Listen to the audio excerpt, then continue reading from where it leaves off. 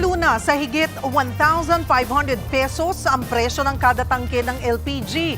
Ang ilang karinderya, mapipilitan na raw magtaas presyo dahil hindi na nila kayang pasanin ang mahal ng mga bilihin. Nasa frontline ng balitang yan, si Mobile Journal, Fatima Baduria. Higit 100 piso na ang presyo ng diesel at gasolina.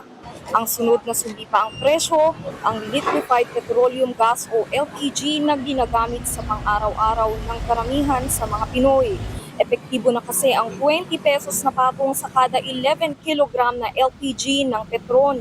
17 pesos naman sa Solane. Habang ang Regasco na unang nagtaas ng 20 pesos noong Sabado, nagtaas ulit ng 8 pesos kada kilo ngayong araw.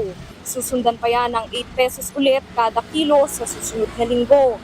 Kaya sumatotal, aabot sa 220 pesos ang itinaas ng LPG.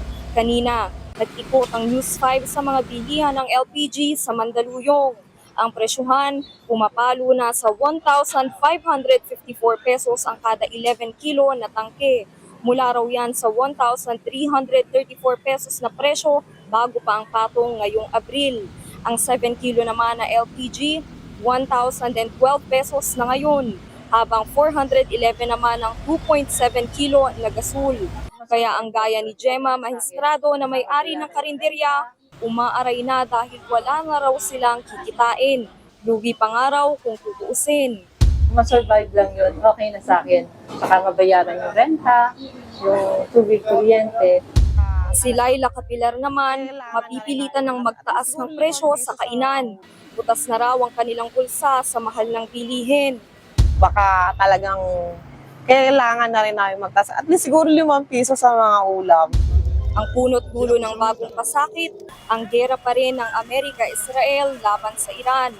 Sa programang Money Talks ng One News, ipinaliwanag ni Regasco President at LPG Marketers founder na si Arnel T.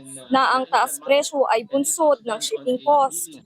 Kung matatandaan, apektado ang pandaigdigang oil shipment dahil pili lang ang pinadadaan sa Strait of Hormuz. In the past, we are just getting our shipping cost $150 per metric ton.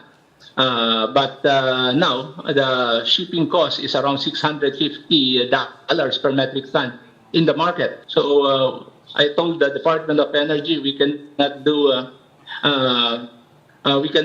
control our price. Dagdag pa niya, merong 35 hanggang 40-day inventory ang LPG. Pero sinisikap daw na magkaroon ng supply na aabot sa 60 araw. Kumpiyansa City na panandalian lang ang sitwasyon sa LPG. Yun nga lang, panandalian o hindi ang sitwasyon, kalbaryong papasanin niya ng mga mamimili kahit matapos pa ang Semana Santa. Ayon naman sa LPG marketers, maaaring ireklamo ang mga umaabusong retailers na sobra-sobrang magpatong sa presyo. Nagbabalita mula sa Frontline, Fatima Baduria, News 5. Mga kapatid, Cheryl Hosing po. Maging maalam at may pakialam sa mga napapanahong issue at headlines. Mag-follow at mag-subscribe na sa social media pages ng News 5.